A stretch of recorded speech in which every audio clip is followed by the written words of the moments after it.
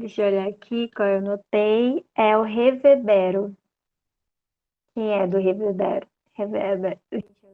A primeira pergunta, acho que eu queria perguntar é por que escolher contar uma história sem fala? Isso foi o que mais me chamou a atenção no trabalho de vocês. Eu achei assim muito bonito, com uma estética muito bonita. A fotografia maravilhosa, assim, a fotografia eu fiquei perplexa, porque assim, como debaixo d'água, a cor, sabe? Do jeito que vocês fizeram, o figurino, nossa, a escolha do figurino, o espelho ali no meio do igarapé, é, tudo muito bem trabalhado, sabe? O som, a mistura do som ambiente com uma música e tudo mais, e tudo entrando assim no momentinho certinho que deveria entrar. E eu gostei muito, assim, o que me chamou mais atenção foi a fotografia e também, principalmente, por que contar uma história sem fala. O primeiro vídeo ele fala sobre um rito de passagem. Ele foi inspirado, na verdade, na minha primeira performance drag, que se chama Um Repouso sobre as Águas. Eu apenas peguei coisas, né, materiais, o figurino também ele vem disso, que o figurino ele foi escolhido, eu sou colecionador, coleciono coisas antigas, e o figurino acabou que eu comprei em um antiquário ele, e aí na minha primeira performance drag eu usei esse vestido.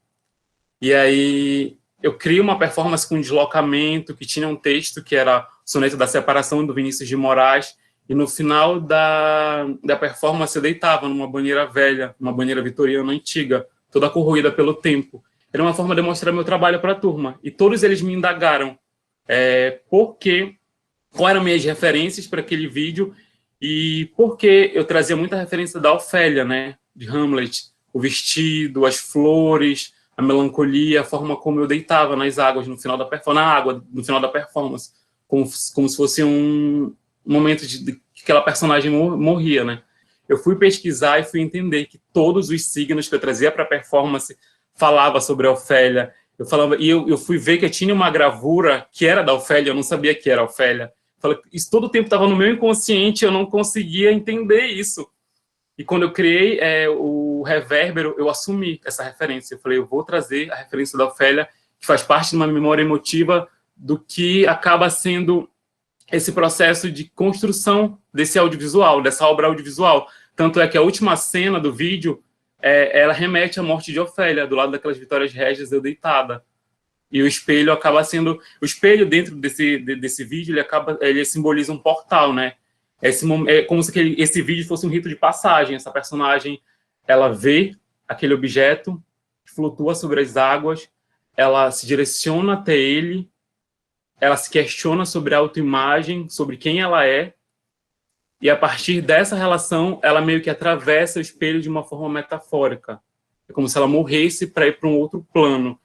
Enfim, tu percebe que o vídeo ele acaba entrelaçando várias coisas, são vários atravessamentos. Parece algo muito... Eu quis também que eles fossem obras curtas, justamente que não tiver... eu não queria trabalhar com fala, né?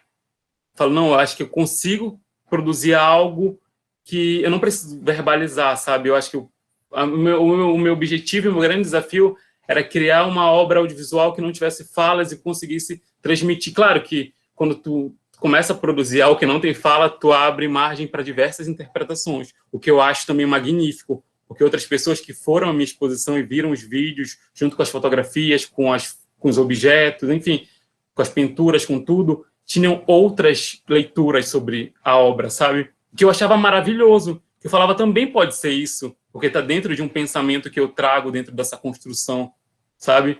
Então, enfim, é algo que é muito doido. Eu gosto do audiovisual. É uma experimentação. Eu amo experimentação audiovisual. É isso que eu gosto de fazer, sabe? Assim, quando eu fiz o documentário, foi um processo totalmente experimental. E eu comecei a trabalhar com performance, trazer isso para dentro do vídeo, trabalhar com mitologia, levar ela para um campo que é performático e colocar objeto em lugares de natureza, enfim. É aquilo que tu viu lá, a obra, ela mistura tudo isso. E aí eu queria contar algo muito legal, porque na minha primeira obra eu trabalhei assim entendendo o meu processo, né? O meu primeiro documentário foi eu comigo mesmo. E aí eu quase não tive ajuda de ninguém. Isso foi muito importante para conhecer meu processo enquanto produtor audiovisual, né? Entender a questão da pré-produção, da produção, da pós-produção, edição, que era uma coisa que eu não consegui, eu tinha muita dificuldade. E já nessa obra artística, né, que eu trago para participar do festival, eu já tenho ajuda de outras pessoas, de outros artistas. Tipo, uma coisa que tu falou sobre a questão do vídeo, quem fez o áudio, quem fez o desenho do áudio foi o Gelson Shinohara. E aí, já para me filmar, como eu ia estar no vídeo, ele já trabalhou comigo. Nesse vídeo especificamente, quem filmou foi o Gelson Shinohara e o Cássio Giovanni. Foram pessoas que estavam ali para me dar suporte, né? E aí é muito legal trabalhar com essas pessoas, porque eu já conheço o trabalho, elas já conhecem meu trabalho, então na hora de levar as imagens que eu tinha na cabeça, de como eu queria, como é que se diz, executar tudo isso, eu já entendia a forma como essas pessoas trabalhavam e essas pessoas já entendiam a minha estética, o tipo de vídeo que eu gosto, o tipo de edição que eu gosto, o tipo de enfim, do que eu gosto de produzir enquanto audiovisual. Então, foi muito bom, né, para a gente trabalhar, trocar e conseguir construir isso junto. Então, é importante eu pontuar e reconhecer isso nesse momento, já que eu estou tendo a oportunidade de falar sobre essa obra. Incrível tudo que você falou. E aí, alguns pontos que eu tô com ele aberto aqui, e aí eu tô vendo uns frames, que essa coisa do imaginário é muito engraçado isso, eu acho, assim, quando a gente vai em alguma exposição ou vê alguma coisa. Eu sou fotógrafa também, então, assim, às vezes uma foto que a gente faz, né, acaba trabalhando muito com o imaginário da pessoa. E isso é muito, que eu acho que é muito interessante, porque no teu trabalho eu posso ter uma ideia, uma noção, eu entendi uma outra coisa, do que tu falou meio que complementou. Mas assim, pra ser bem sério, eu desconheço a Ofélia, sou bem leiga, desconheço. Vou tentar pesquisar para saber um pouco mais sobre ela. Aqui na minha região, a gente tem uma coisa de acreditar muito que a gente vem, pessoas que nascem com o dom da cura, a gente tem seres encantados que nos revelam as coisas. E que muitos deles são cobras. Então a gente tem uma coisa, uma ligação com a cobra, então às vezes com a pintura, o jeito, assim, tem alguma coisa ali ou outra com a cobra, né? Ou com outras entidades, tem gente que é com onça, com outros animais. E aí eu fiquei nesse questionamento. Será se tinha assim, alguma relação com isso? Tipo, na minha cabeça veio isso. Será se tinha alguma coisa, relação com com essa coisa da mãe d'água, né? Porque eu percebi que tinha assim, alguns elementos, quando você falou do negócio da morte, aí eu fiquei pensando assim, será se isso aqui, quando você mergulha com o espelho, né? E aí depois você fica flutuando com o espelho, eu fiquei, será se isso aqui é para mostrar que é só uma coisa? É tipo a água, né? E o personagem com o espelho é tudo uma coisa, então que fazem parte um do outro, né? Porque é isso que a gente também acredita, assim, né? A gente faz parte. Eu tenho essa ligação muito com a água. Eu vim das profundezas do rio e isso eu acredito muito. É uma coisa que é muito latente na gente, que a gente sabe dos lugares que a gente vem. Então, assim, eu tenho essa ligação muito forte com a água. Eu sei que eu vim da água e que eu vou para a água. E que é como quando eu estou na água, eu me sinto parte dela. Então, tudo que está ali comigo também é parte, é uma extensão, né? Que eu falo que a gente sempre é uma extensão da natureza. E aí eu fiquei um pouco nisso, principalmente quando eu acho também tem umas coisas assim, quando você mostra numa produção elementos, você foca em elementos, esses elementos, muitas das vezes, eles querem costurar alguma coisa. Principalmente quando você está num trabalho onde se não tem muito diálogo.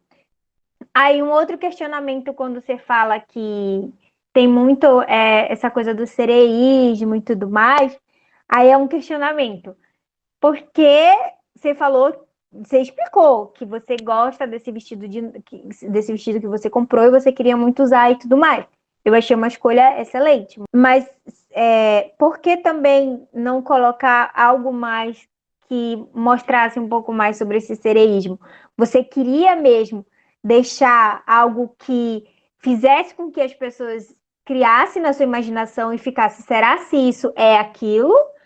Ou você queria, tipo, mostrar mais, tipo, dar uma ideia? Beleza, eu quero dar uma ideia de que é sereísmo, mas eu não coloquei cauda porque eu não tinha cauda. Deu para entender o meu questionamento? Em relação ao figurino, eu tenho a cauda, na verdade, aqui, só que ela aparece no último vídeo. Ela aparece no último vídeo, a cauda, justamente porque é o momento em que a personagem se revela, né? Ela revela o seu lado animal, né?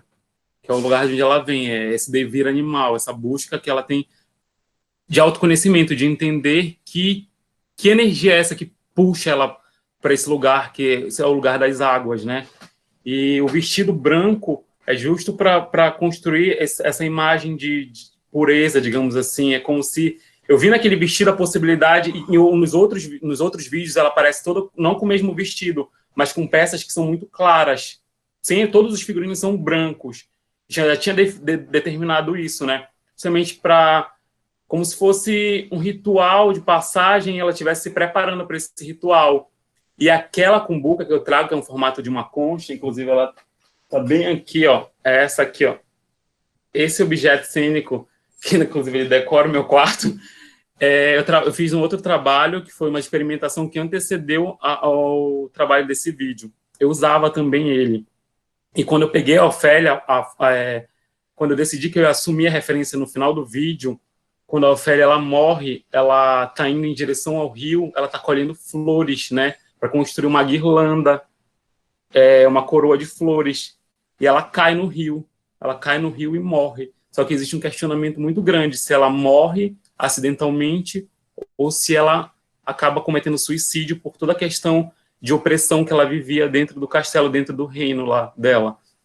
E eu queria trazer essa referência, né? O momento inicial do vídeo é ela trazendo, ela entrando nas águas, ela tinha como se ela tivesse acabado de colher essas flores. Então ela vê o espelho e ela se sente atraída por aquele espelho. O início é como se ela estivesse indo, e ela começa a largar tudo aquilo, começa a caminhar em direção àquele espelho. E aí começa toda a questão da relação dela com o espelho, da troca que ela tem com esse espelho. Ela vai para o fundo do rio com esse espelho e acaba que ela atravessa para uma outra dimensão, ela atravessa para outros mundos. Muito bonito. Parabéns, gente.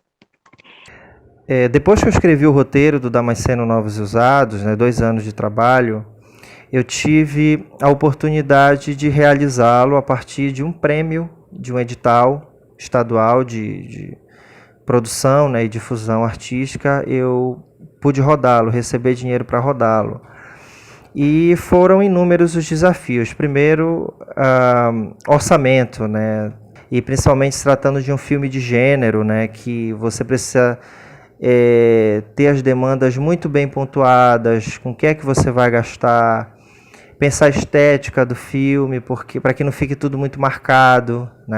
Eu pude me ver na condição de diretor, e a condição de diretor é uma condição que demanda de você uma série de habilidades, né? De você gerir pessoas, né? Antes de você dirigir o filme, dirigir uma cena, você tem o desafio de conduzir uma equipe. E você precisa, basicamente, além de ter as suas referências, né, de você saber muito bem aquilo que você quer, que é o que qualquer profissional precisa, principalmente da direção, mas você precisa deixar isso muito claro para a sua equipe, né? Você precisa deixar claro isso tanto para quem está em frente às câmeras, né, o seu elenco que vai ali dar vida àqueles personagens, como também para a sua equipe que vai estar com você ali atrás das câmeras, né? A equipe artística, a equipe técnica. Então, você precisa saber muito bem como dosar, saber filtrar, saber defender o seu filme, saber onde ceder, saber onde não ceder. É sempre um diálogo, né? Porque as pessoas, a partir do momento que você apresenta o seu projeto e os profissionais vão chegando, o cara da arte vai chegando, o cara da fotografia, o elenco, e a coisa vai ganhando vida, você vai vendo os atores ali ensaiando e você ali junto com eles, com a preparação de elenco, você vai percebendo que não é mais só você, vai haver um ajuntamento de pessoas ali que vão sonhar, que vão dar o seu sangue por esse trabalho. E elas precisam embarcar nisso, e elas só vão embarcar se ela vê que você, na condição de realizador ou realizadora, de diretor, de diretora, sabe muito bem o que você quer, é seguro daquilo que você quer e sabe mostrar isso para sua equipe. Você sabe que aquilo que você passou 2 anos escrevendo não vai se transpor para a tela daquele jeito. Cenas são modificadas, cenas não são filmadas.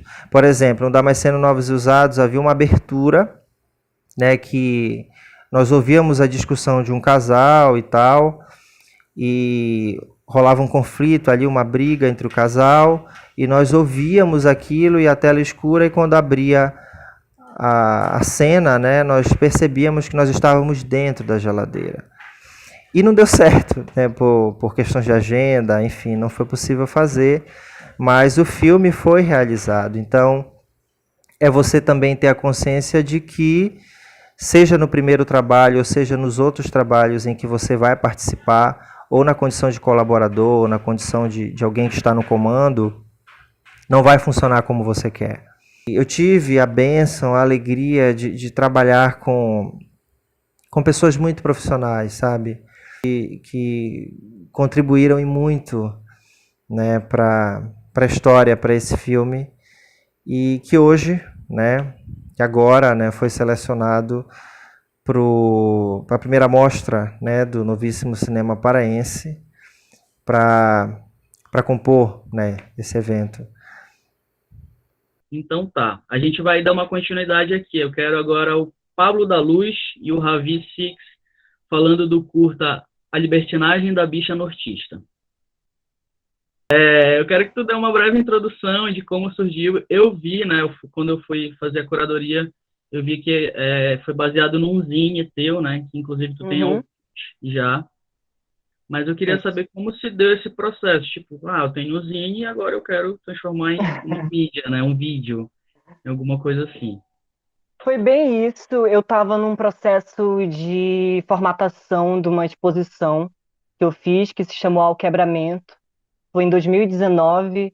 Foi a minha primeira exposição assim de artes, onde eu pintei algumas telas, fiz esse zine, e aí eu queria fazer também um outro tipo de mídia, que era o curta, que acabou não saindo na exposição, porque a gente sabe que trabalhar com audiovisual é uma coisa que não é simples, não é fácil, por mais que sejam 5 minutos de vídeo, por mais que a gente não tenha contratado ninguém para fazer assim específico, por mais que todos os locais de gravação fossem públicos, tudo é uma dificuldade, Mas a Libertinagem da Bicha Nortista nasceu também assim de uma vontade de expressar para o mundo a minha própria vivência, minha vivência enquanto homem gay queer, minha vivência enquanto pessoa que mora com os pais, que ainda está nesse processo de conflitos familiares.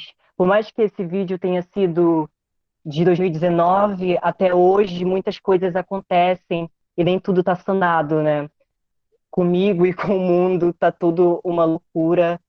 Ele me lembra assim um momento da minha vida onde eu tentava olhar para onde eu queria realmente seguir, Hoje eu descobri que a música é realmente o meu foco, então eu estou muito nisso, mas a Libertinagem da Bicha Nortista contribuiu até mesmo para isso, para descobrir esse novo momento na minha vida.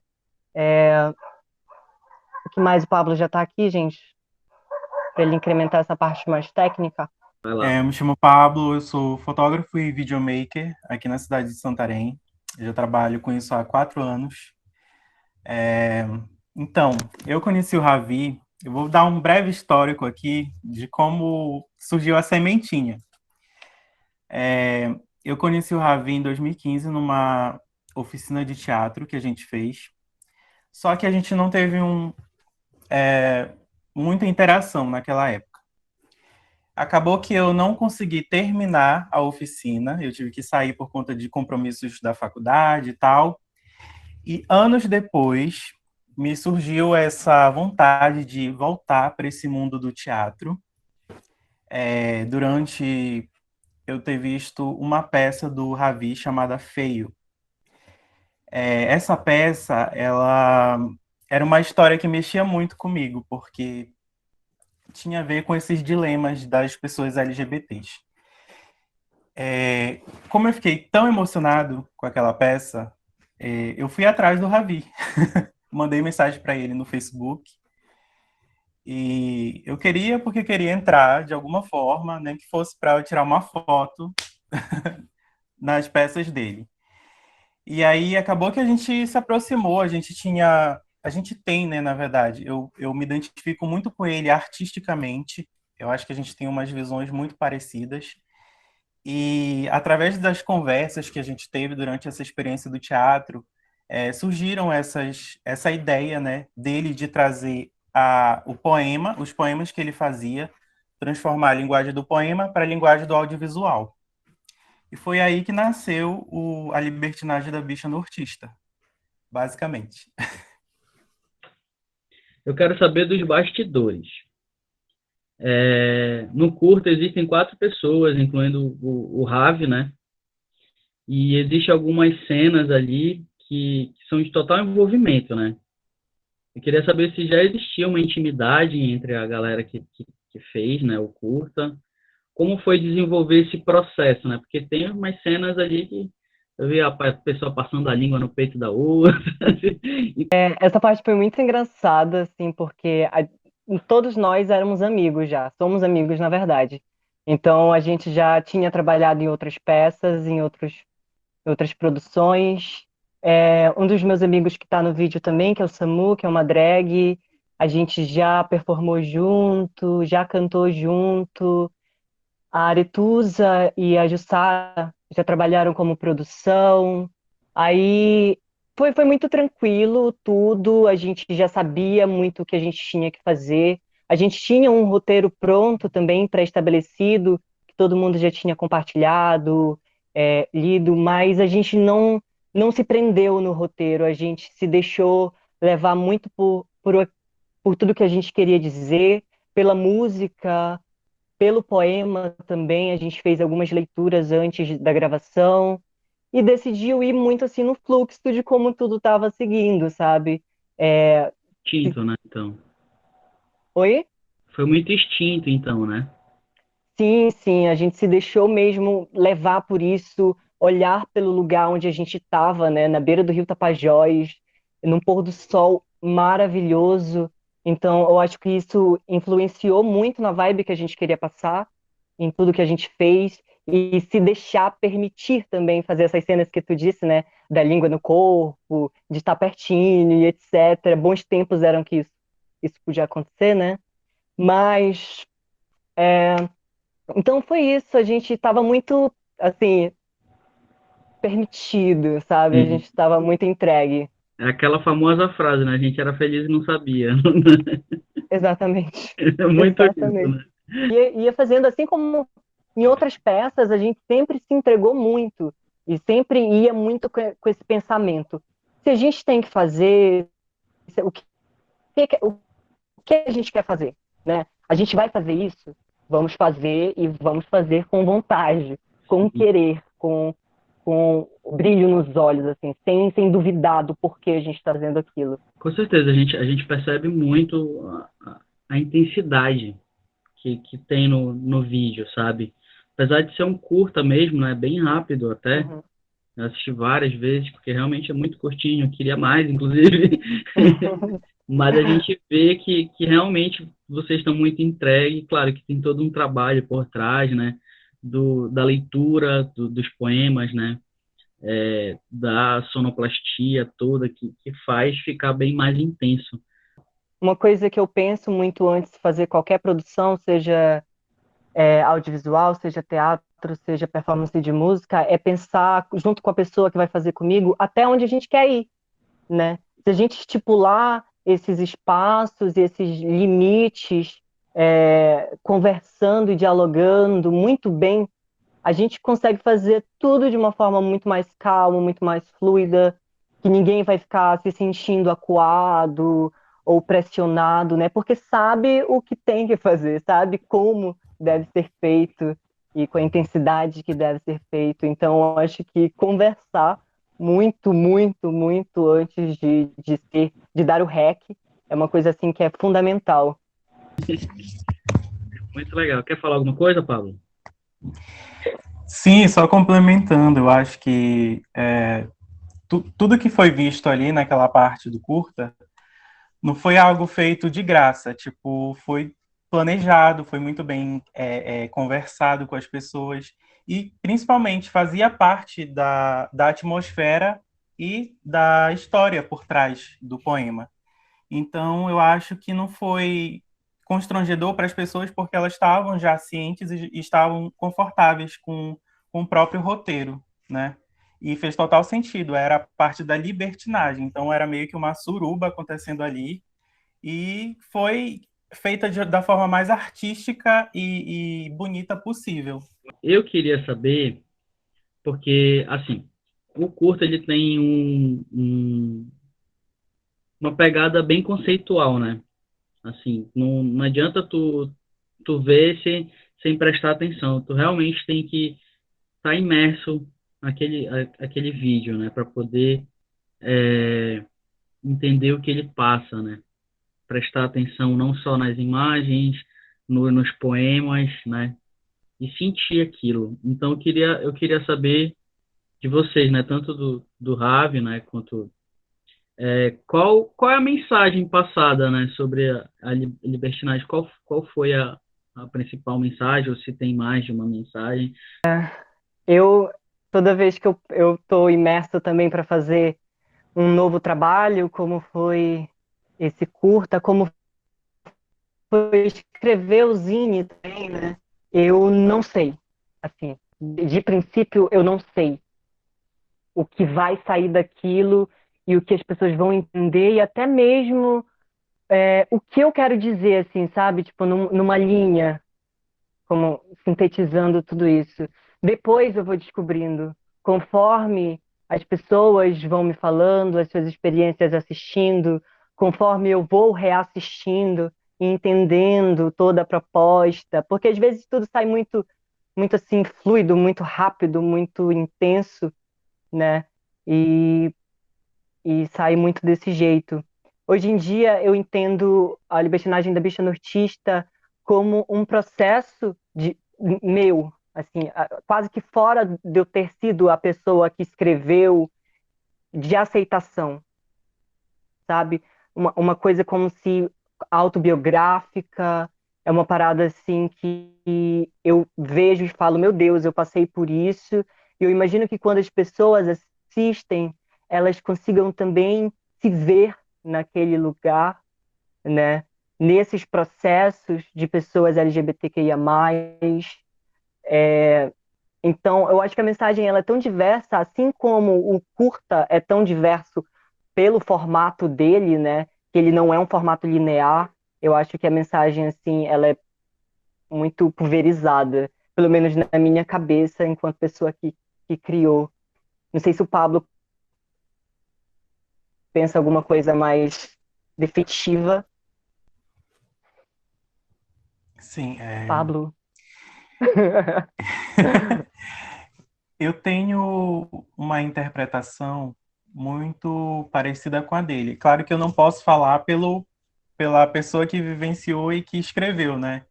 Ele tem o sentimento original da obra, mas eu, visualizando como telespectador e como diretor, como produtor, eu me identifiquei muito, porque para mim o curta ele é como se fosse um grito de socorro, começa como um grito de socorro e depois como um grito de liberdade. Eu acho que vai muito por esses sentimentos, né?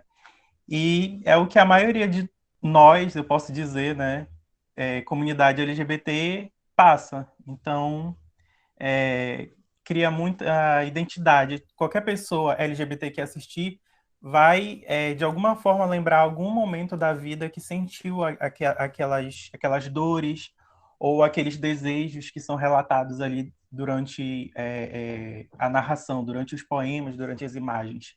Então, acho que é muito por essa vibe mesmo. Então eu acho que é mais uma mensagem de um processo que todos nós temos que passar, né? De evolução, querendo ou não, e que vai acontecer por bem ou por mal, né? Basta a gente aceitar e se entregar àquilo, né? Muito bonito, é muito forte. Eu gostei muito mesmo. Sim. Eu queria agradecer o espaço, agradecer o acolhimento e agradecer também pelo curta ter sido selecionado. Foi muito gratificante ver isso, receber, ver, né, que tinha passado. Eu fiquei, meu Deus, que lindo, que maravilhoso, que bom ter projetos assim.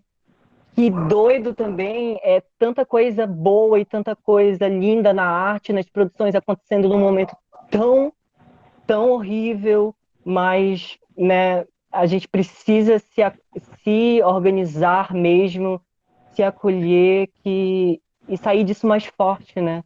E sair disso daqui organizado e pronto para mais luta, porque a luta ela não acaba, ela não fica pouca. Hum. E é isso. Beijo para todo mundo, muito obrigado.